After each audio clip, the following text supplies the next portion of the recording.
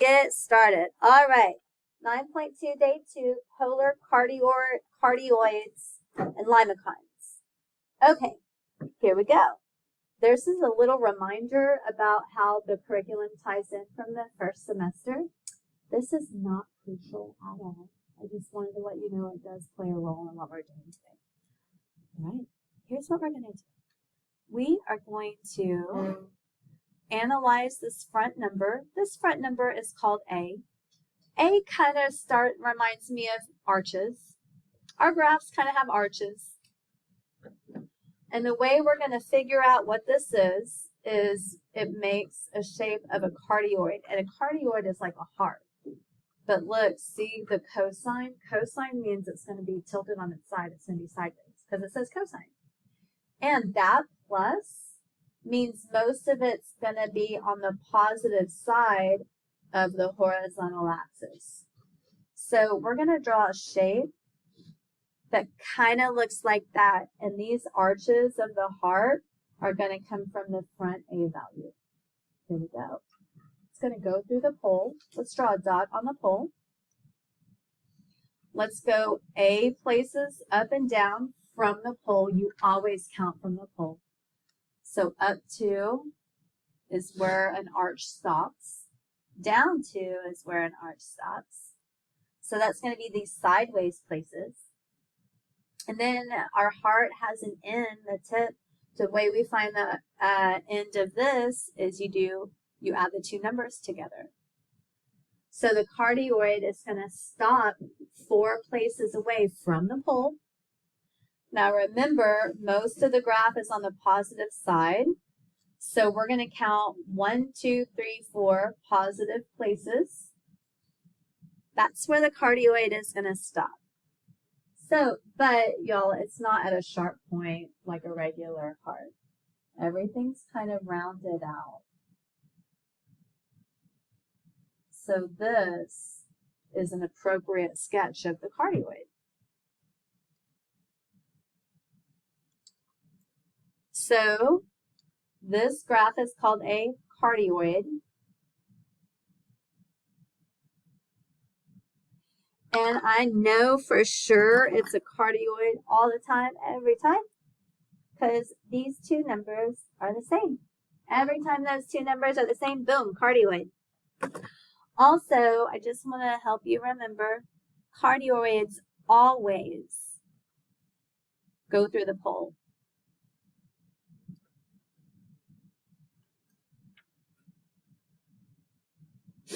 All right.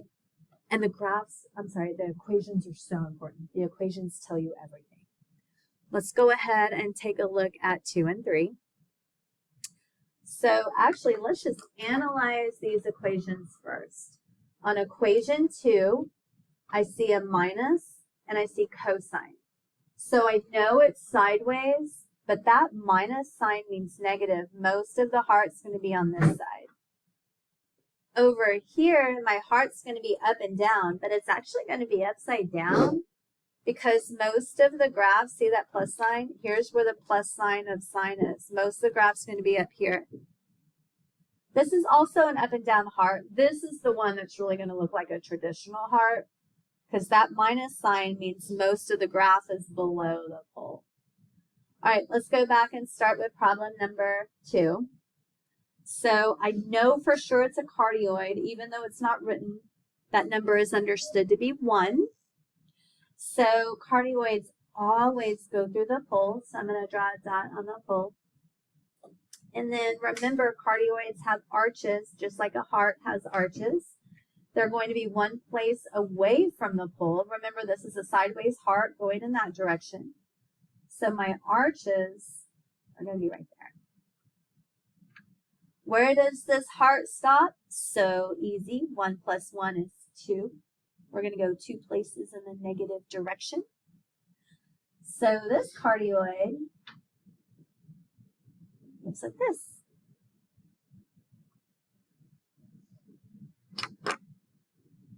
Let's do it again. Let's look at problem number 3. Problem number 3 is for sure cardioid because they're both 3s. Let's plot a dot on the pole. Now remember, This one is up and down, so your arches are going to be 3 places sideways. So go 3 places to the right, and then 3 places to the left. And then 3 plus 3 is where the heart stops. That's going to be 6 places at the top. So this is going to be an upside down looking cardioid. Just like that. Let's do it again. Number 4 is the one where it's really going to look like a regular heart.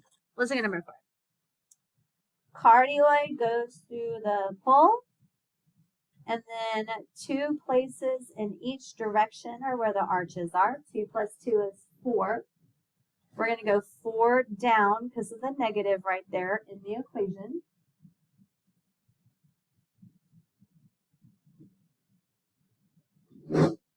So there you go. Any questions on that? It's the same. Look at the next problem. Look, they're both not 2s.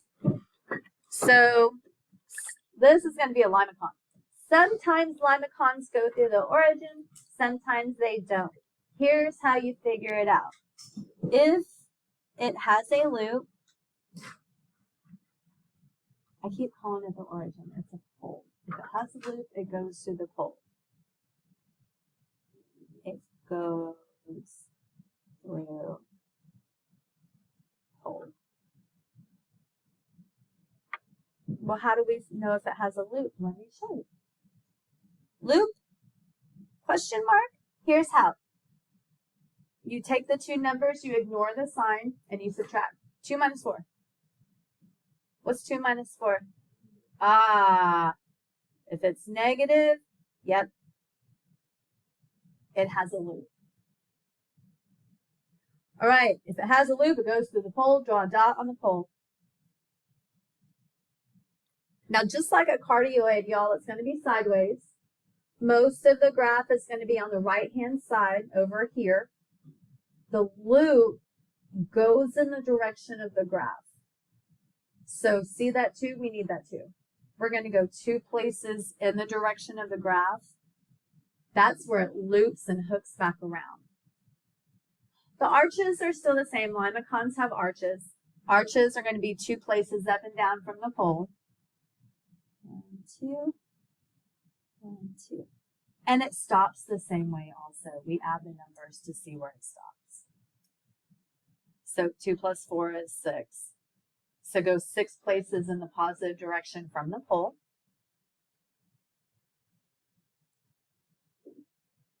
All right, that's everything I need. Watch how I do this, guys, and then y'all can do it.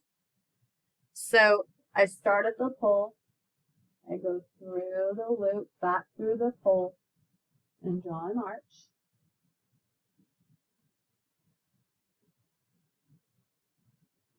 And then round out your shape.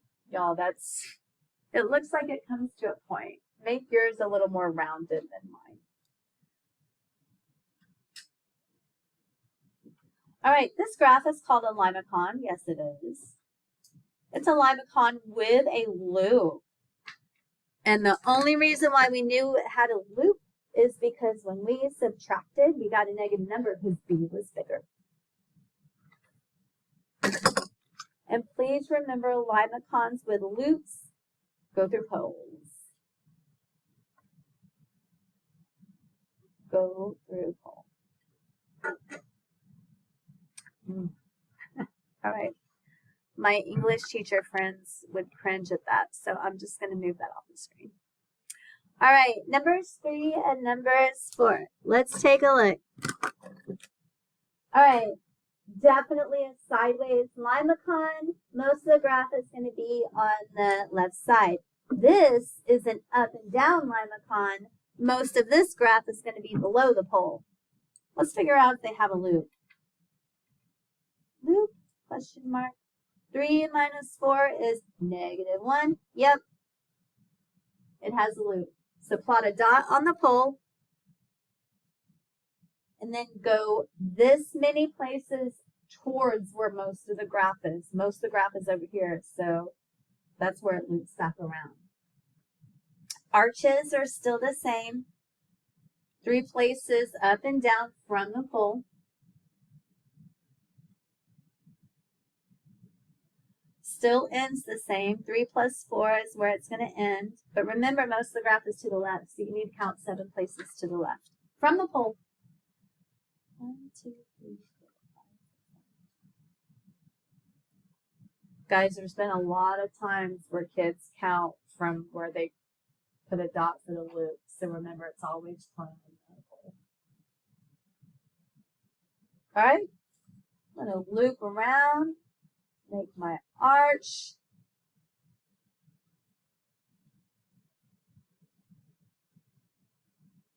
There you go.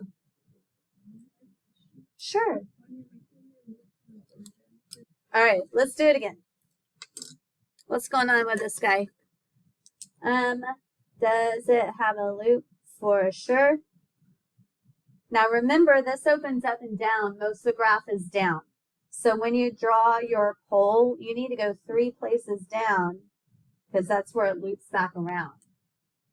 And your arches are going to be 1 place sideways. And then let's figure out where the graph stops. 1 plus 4 is 5. So you need to count 5 places down from the pole because that's where it stops. So it loops back through the origin, connects, goes back to the origin. But here, this doesn't have a loop. And I know it doesn't have a loop because when I subtract, I get a positive number. That's the only reason why I know. If I do 3 minus 2, that is a positive 1. No loop. If there's no loop, then there is no dot on the pole. No, no, no. And let me show you why. So, guys, when you subtract and you get a positive number, instead of it looping in on itself, it bows out. So it bows away from the pole. Look, this is going to be a sideways pole. Most of it's going to be over here. From the pole, you're going to go 1 place in the opposite direction because it either loops in or it bows out. This is bowing out because we had a positive 1. Everything else is exactly the same. The arches are the A value. So from the pole, even though we didn't draw a dot on the pole, the arches are 3 places away from the pole. The end is still the same, add them together. 3 plus 2 is going to be 5 places in the positive direction. So from here, it bows out, bounces off that little bow. And then these are pretty, like they want to be circles, but they're not circles. So this graph is called a limacon without a loop. And again, y'all, I just know it's not a loop because when I subtracted, I got a positive number because the A value is bigger. And remember, no loop, no pole. All right, let's look at number 9. So for problem number 9, we know it's going to be a sideways limacon. And then let's figure out, does this have a loop? Let's do 4 minus 1. That's a 3. No loop. No loop, no pole. Now remember, this graph opens up over here. So it's going to bow out over here. We need to graph 3 places to the right. That's where it bows out. Go back to the pole and draw your arches. 4 places up, 4 places down. And y'all, the graph is going to end 5 places to the left.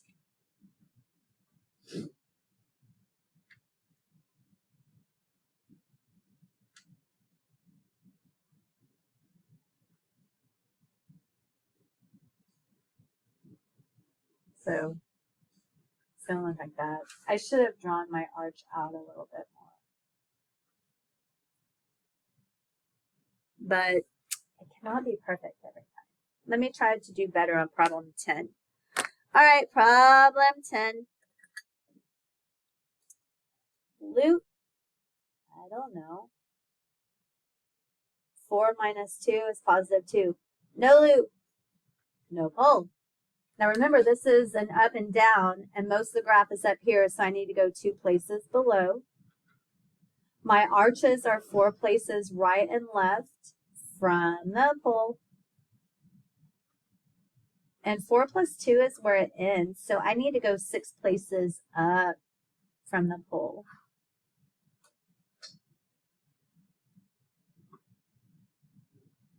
Right there.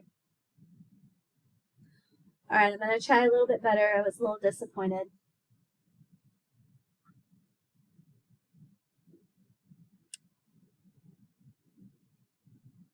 They're just impossible to make pretty, guys. That's it. Do you have any questions on this?